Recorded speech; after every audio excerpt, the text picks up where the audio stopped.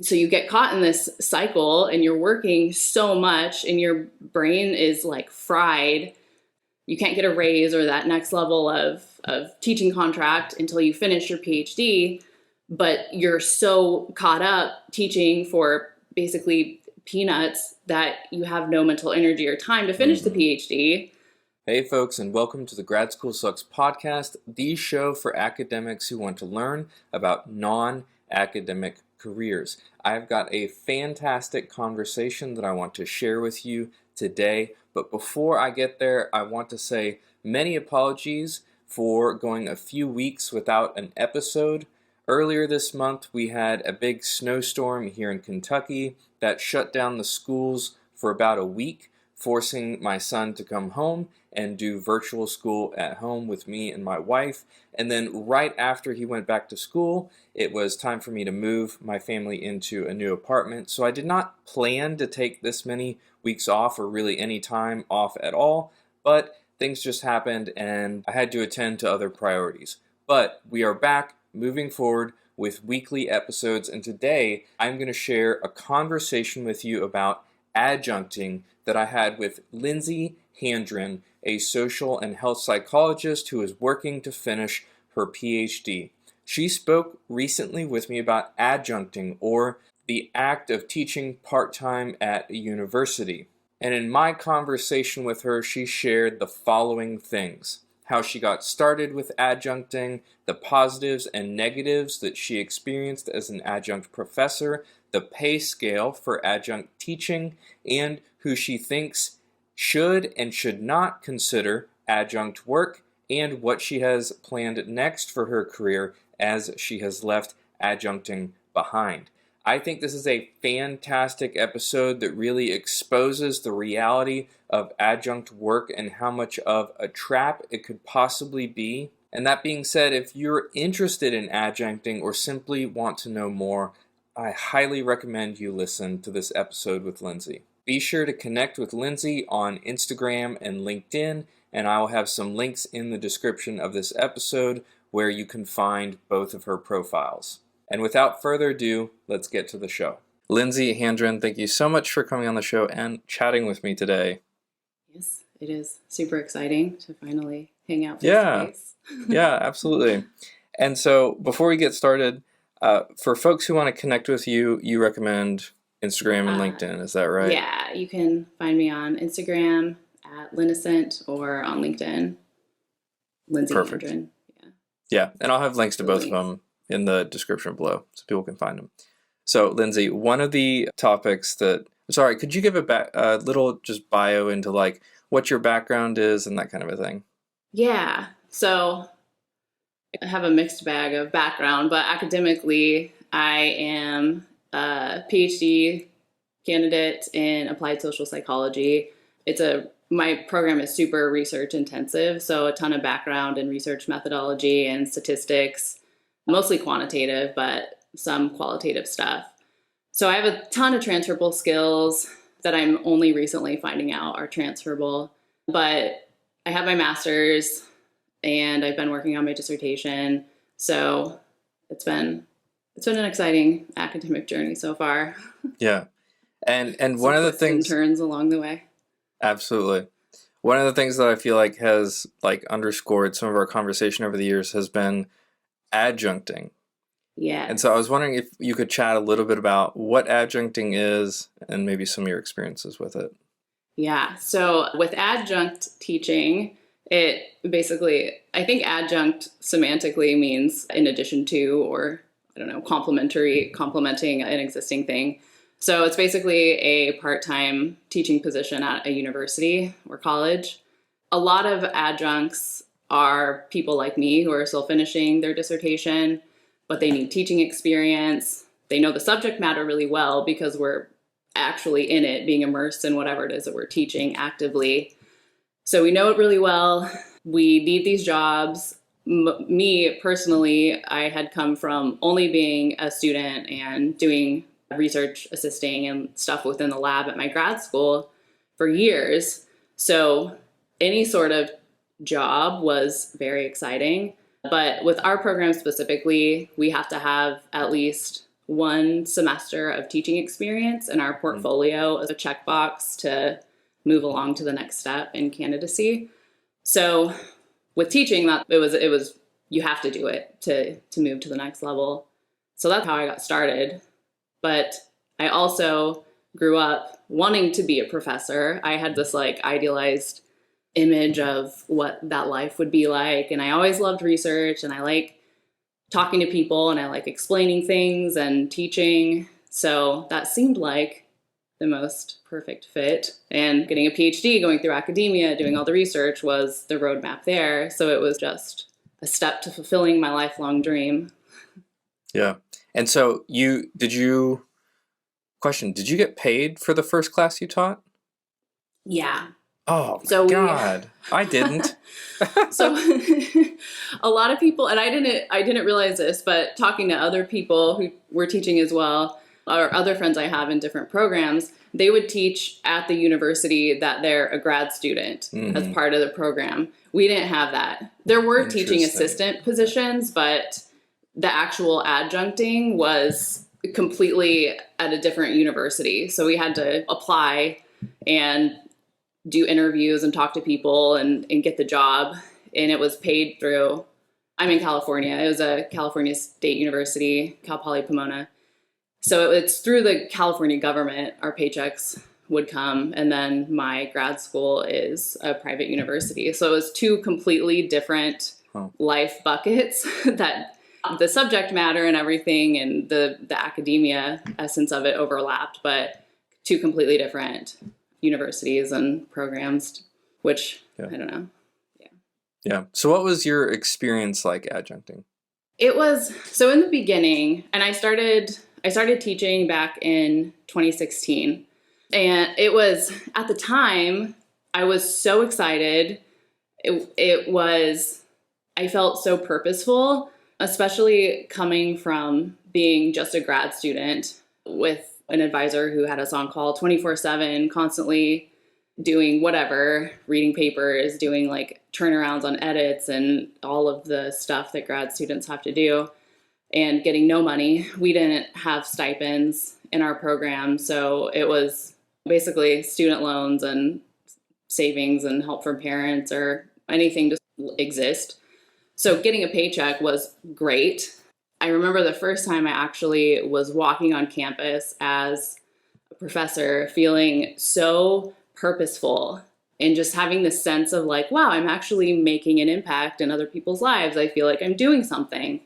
So that was super motivating and this huge incentive to keep doing it. And I loved it. And every single day I would teach, I would think to myself, like, I don't understand how all of these, like the whole like cranky old professor archetype, and like it's just so fulfilling and it's so great. How can people be like so salty all the time? All the like the longtime professors, I came to realize it years later, but in the beginning it was great. It was also something that I was warned about from other people in the program. Basically, don't get stuck in the adjuncting vortex or the cycle where you're never going to finish your dissertation. I'm like, no, not me. I'll get out of it. I'll be fine. Yeah. But it lasted for 6 years. Yeah. When did you start to feel like maybe adjuncting wasn't as great as you thought it was originally? It was probably, it was probably after the worst of it was when pandemic hit and everything was on Zoom. Yeah. Prior to that, it wasn't great. I didn't love the system of academia when I started noticing that pretty soon, within the first year maybe, just the insanely nonstop hours. You're just alone. At our program, I remember seeing this sheet of all of the faculty in the department. It was in a psychology department. And on the sheet, all of the adjuncts' names were in red, and then the full-time professors were in black. It was probably 75% red. So it was, the whole department was primarily adjuncts like me. Actually, a number of people from my grad school, and then just various others who were adjuncts there. And it started getting frustrating because there's no continuity really between teachers, instructors, subject matter. There's the learning objectives overall, but we had free reign as far as what textbook we use, as long as it fits within the realm of achieving the learning outcomes with the students and everything. But I noticed along the way that the students were very frustrated because they, one, were constantly having new professors all the time because the adjuncts would cycle in and cycle out. There was only a handful of students who actually got to know their professors in any sort of working capacity or like establish a working relationship. So they would end up at the end with no one really to write letters of recommendation for jobs or for grad school. And there was so much variation in their foundational knowledge or what they knew because there was so much variation in the people who taught and cycled through as adjuncts. And no one really communicated. We don't go to faculty meetings. We aren't really involved in any of the full-time or tenured professors. We show up a few days a week, whatever days our classes are that we teach, hold an office hour, however many office hours, but it's a shared office. It's not a dedicated space. Most of us had multiple jobs or are grad students, so we're not on campus all the time. So we didn't see the other people in the department much. So there wasn't much communication. And that's everyone's busy. Everyone's doing their best. It's not any fault of the faculty. It's just the system in itself, how it is. So the instructors, all the adjuncts aren't really communicating about like learning objectives and how this course should be like the stepping stone for the next course up. And these students should be prepared in this way. And all of the courses I taught were upper division, so juniors and seniors. 2 of them were larger lecture classes that fulfilled upper division general ed social science requirement. So a lot of different majors. Those ones weren't as big of an issue because it was just meant to be a very diverse audience. But I also taught a lot of sections of experimental psychology, which is one of the advanced methods in stats for the undergrads. It's basically experimental research methods. So hypothesis testing, different conditions, IV, DV, all of that stuff, which you have to have a baseline understanding of basic stats to get to that level. And after a while, it was difficult because half the class had never even conducted a t-test, which is the essential, the basic thing for any sort of experimental design or comparing groups. And for ours, we had to, just the course requirement learning outcomes, they had to do an individual project on their own, which was fun and great for me because I like doing research and helping and teaching. But the requirement was to do a 2x2. So they had to know interactions. With that, we have to use an ANOVA. And most of them didn't even know the different types of variables, just the basic level stuff that they should have known.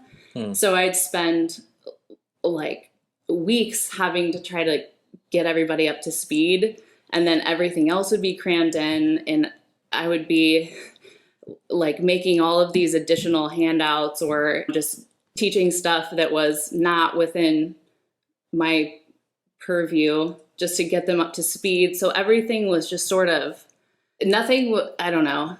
That was frustrating because so many students had no idea or like, I never learned this.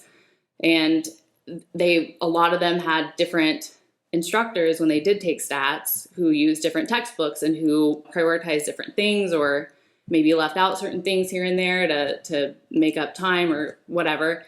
It was just so, there were so many different backgrounds. And so that was a little frustrating. Yeah. And it just, again, lends to the system of academia and the high turnover and the lack of consistency with teaching styles and student frustration and a whole slew of things. Yeah. How many courses would you teach at one time when you're an adjunct? Normally, I would every semester I would tell myself I'm just going to teach one class as just to have something going on, and then I'll have more time to work on my dissertation.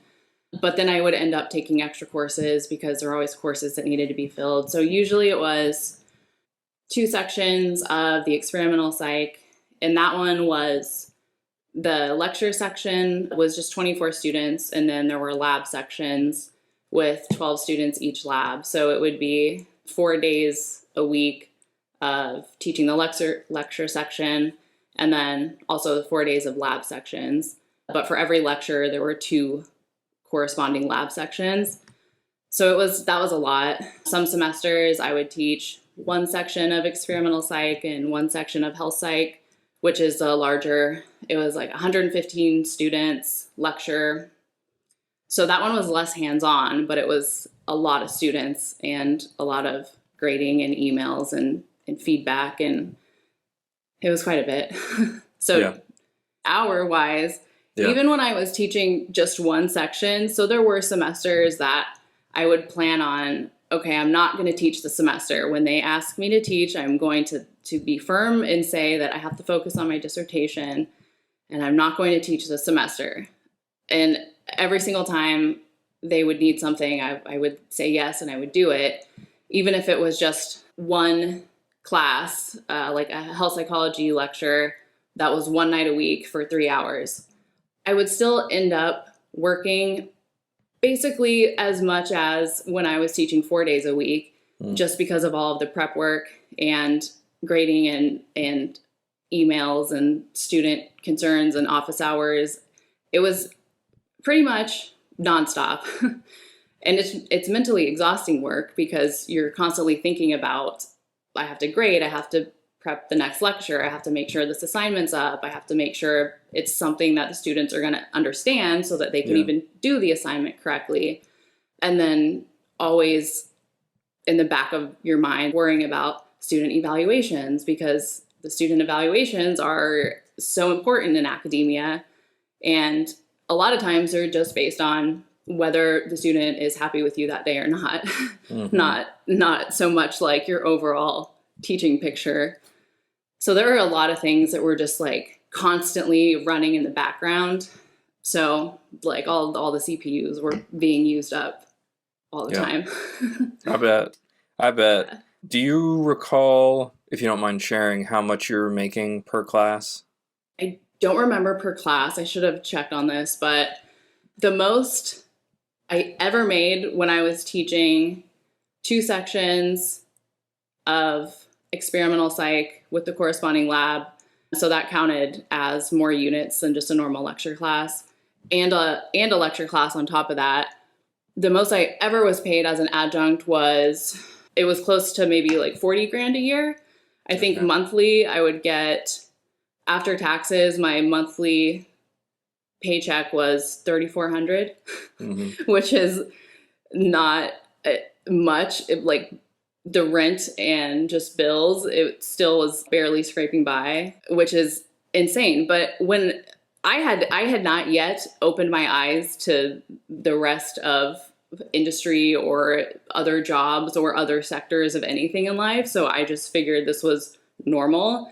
And $3,000, or even when I was just teaching 1 class, $1,500 a month was a lot compared to the $0 a month I made as a grad student. So it was still something. And I think that has a lot to do with the sort of the adjunct trap, how you just get stuck in this cycle of teaching because you're not making money. They pay adjuncts very low wages, basically poverty level. Most adjuncts have multiple side hustles just to pay their basic living expenses. So you get caught in this cycle and you're working so much and your brain is like fried. There's always something to do or something to worry about on top of the just constant financial stress of how am I going to pay my bills this month or next month. And you can't get to the next level you can't get a raise or that next level of teaching contract until you finish your PhD. But you're so caught up teaching for basically peanuts that you have no mental energy or time to finish the PhD. So you keep working for low money, but then you still can't finish the PhD to get more money. So you have to keep working for low money. And it's just this whole Ouroboros, that symbol of the snake eating its own tail or whatever. That's essentially what it is. It's like Ouroboros of adjuncting poverty. Yeah. That you just have to get out of, take the leap out of it, finish the PhD. Hey folks, I want to take just a second to interrupt my conversation with Lindsay to let you know that if you are not completely sold on an academic career for yourself after you finish your graduate degree, then I encourage you to think about industry. You're already taking a great first step by listening to the podcast and learning about different roles that PhDs and other graduate degree holders are getting in industry. And if you're ready to take this to the next step, then I encourage you to download my 6-week checklist. It is a 1-page checklist, a free PDF that lays out all of the tasks that I believe graduate students and PhDs need to complete in order to be competitive on the industry job market. If you would like to download it, you can get it at 6weekchecklist.com or click the link in the description of this episode. All right, back to our conversation. And so now you're finishing up your dissertation, you're looking towards the future. So what are you thinking employment-wise in the future? A lot of people from our program end up working for the government, federal departments or state departments in health. So our program, it's applied social psychology, which encompasses a lot of stuff, but the specific research lab that I work with is health psychology and prevention science. So there's a health focus to it, along with a huge battery of research methodology and advanced statistics and all this research know-how. So a lot of people from the program end up in applied positions being social scientists, health scientists, statisticians for the FDA or California Department of Health, government roles, and getting out of academia, since at this point, most academic jobs even available are adjuncting jobs because universities don't really want to spend the money to pay for full-time professors, which is awful. But yeah, the FDA, California, the government agencies pay livable wages. All of my friends who work there are super happy and talk about how it's like a healing journey because they actively do not want you working when you're not on the clock. They want you to take your weekends, take your evenings. So that's one thing. And then also just looking at different industry jobs outside of government sector, a lot of stuff that I've learned through following you on social media and your journey with industry. I don't know. There's so many possibilities now that my eyes are finally open and I'm outside of that like toxic bubble of academia. Yeah. So hopefully something. I remember getting my first paycheck or seeing my first contract, and I was going to be making $20,444 pre-tax for a semester. And I thought that was so much money. Like I called my partner at the time and was like, oh my God, I think it must be a typo because I wasn't expecting to make this much, but 20 grand. Like thinking I was somehow like scamming the system and getting paid all like mega bucks. When in hindsight, like, no, that's literally poverty. Yeah. Well, I look forward to seeing you go on that healing journey with whatever job you get next, washing away the past, getting used to like weekends, evenings, regular income. Yeah. Yeah. Yeah. I am too. So I just have one last question for you, Lindsay.